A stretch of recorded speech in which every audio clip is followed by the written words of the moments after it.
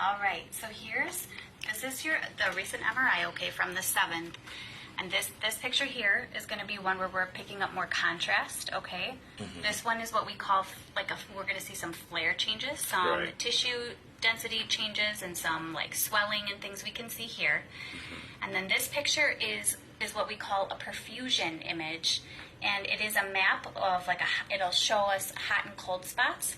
Okay. Meaning areas in the brain that have more blood flowing to it. Okay. Okay. Have you ever seen this before? Have you been? I've seen it with the other doctor, Okay. but not in detail the way you're doing it here. Okay. So we look at this because some of the cancer cells they're being fed by some blood product. So we want to know where there's more blood going to those lesions, which gives us an idea of if it's kind of alive or if it's kind of lying dormant. So the more yellow, orange to red it is, it's more perfused. There's more perfusion going to that area. Okay. Versus the blue and kind of like any kind of white is more of an indication of like dead. Now we have natural vasculature and things in the brain, so we know that we're going to see some hot spots, which are our blood vessels. Right. But in regards to where this lesion is, we can take a look at this one here.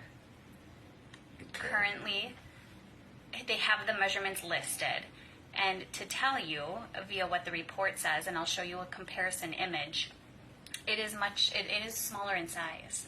Yes. Yeah, it is smaller in size. That's what I'm talking about. I can pull up this other one here. We are still seeing some swelling and things, and some of this is effects from the radiation. Okay. So hopefully some of that will improve with time. So I'll go back to. Now, again, referring to this picture, we do see that the lesion, despite it being a little bit smaller in size, it does have some yellow and some red areas here. So that is what we would call hyperperfused. That being said, it is very close out still from when you had radiation. Okay? So I actually shared this MRI. I discussed plans with the radiation team, Dr. Lindsay, and he's not concerned about this at all because the radiation will still take effect since you have it. There. Right. So that's looking pretty good then. Yes, we'll continue to watch. I think we take it one step at a time. Right. It's reduced size. I'm going to pull up your prior. Yeah, because it looked pretty freaking big in the last one. Here we go. It looked pretty huge.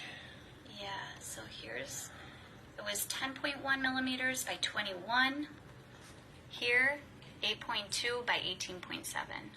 Oh yeah, it's definitely reduced. Yeah, so it is responding, and radiation effects will continue to work for a good 6 months after it's been delivered. So even now, it's still working. It's still, it's still kicking its butt. Right, still doing its yes, job. Right. It is doing its job, and we let it continue to work. Okay. Okay. So our plan going forward is going to be, we want to repeat another one in like 3 months.